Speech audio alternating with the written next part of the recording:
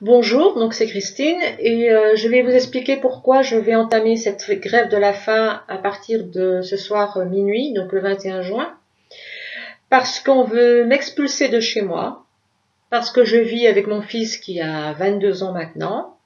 Et il y a un an, la CAF a décidé de me m'ôter à peu près 2 tiers de mon APL, alors que je suis en invalidité catégorie 2, donc mais j'ai tout petit revenu, j'ai moins de 800 euros par mois, moins de 750 euros par mois, si ça vous donne une idée.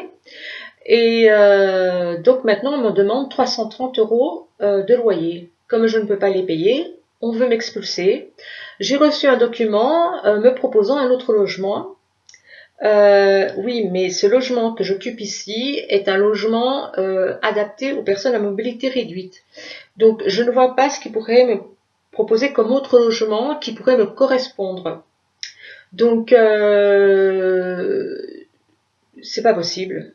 Donc, je ne veux pas partir de chez moi. Je ne veux pas qu'on m'expulse parce que je veux garder mon fils chez moi tant qu'il n'a pas de boulot. Je ne veux pas le voir dans la rue. Je ne veux pas qu'il soit SDF. Qu'est-ce qu'on fait des enfants qui ont passé 21 ans qui n'ont pas de travail? Parce que le travail, ça se trouve pas comme ça dans la rue. C'est fini ce temps-là depuis bien longtemps. Et donc c'est aussi c'est pas le plein emploi promis, c'est plutôt le plein de Pôle emploi. Hein. Ça c'est peut y aller, il y a tout ce qu'on veut là-bas. Il y en a qui font la queue et où on les reçoit même pas. Donc je ne vais pas être expulsée parce que j'ai l'intention de ne pas mettre mon fils à la rue. Deuxièmement, je souffre de fibromyalgie. Ma maladie s'accrue, s'accroît, s'accrue. Et en fait, justement, ma mobilité se réduit de plus en plus. Et donc, je ne me vois pas, par exemple, dans un appartement à l'étage qui est plus petit que celui-ci, parce que ici, bon, ben, j'ai toutes les commodités. Je vous montrerai dans une autre vidéo le type d'appartement que j'ai. Donc voilà. Et troisièmement, je suis probablement atteinte de la maladie de Lyme. En un an, on m'a fait 4 bilans sanguins et j'ai 4 faux positifs. Il est maintenant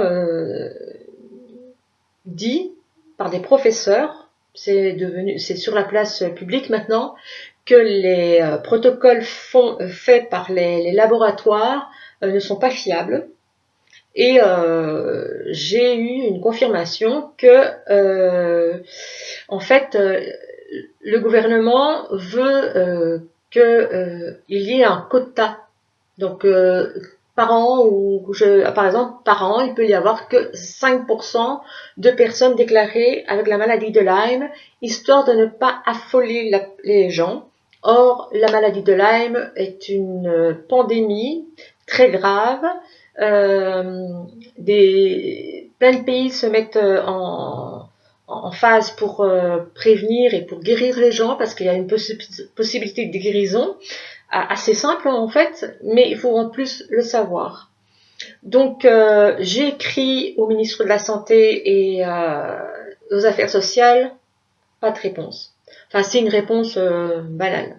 J'ai écrit au ministre du Logement, qui elle a probablement d'autres problèmes avec son mari et son libertinage incompris. Donc j'ai reçu une toute petite enveloppe. Et puis donc ces courriers, j'ai fait comment on appelle ça, des copies au président de la République, Monsieur Hollande. Et je n'ai même pas reçu de courrier de l'Élysée. J'ai aussi écrit au directeur régional donc de la Drôme. Et j'ai eu une réponse disant qu'un dossier allait être transmis à une dame qui ne m'a toujours pas contactée au bout d'1 mois et demi. Mais j'ai une personne quand même qui fait, très gentille, qui fait le lien entre l'huissier et la DAH, donc mon bailleur, et donc c'est eux qui me proposent de partir. Et ça, il n'en est pas question. Je quitterai mon appartement les pieds devant, peut-être, mais je ne partirai pas. Ce n'est pas juste. Alors, il faut savoir aussi que pour ma maladie, je consomme, hein, donc je lis, hein, parce que j'oublie, 2 Effexor, 4 Atarax, 2 Gabapentine Neurontin, 4 Tramadol, 4 Dafalgan, 10 gouttes de Rivotril le soir.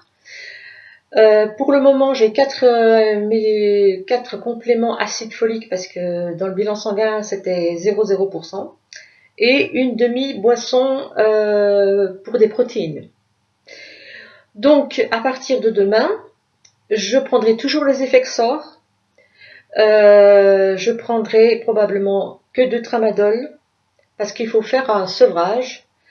Et pour le moment, je garde les 10 gouttes de Rivotril.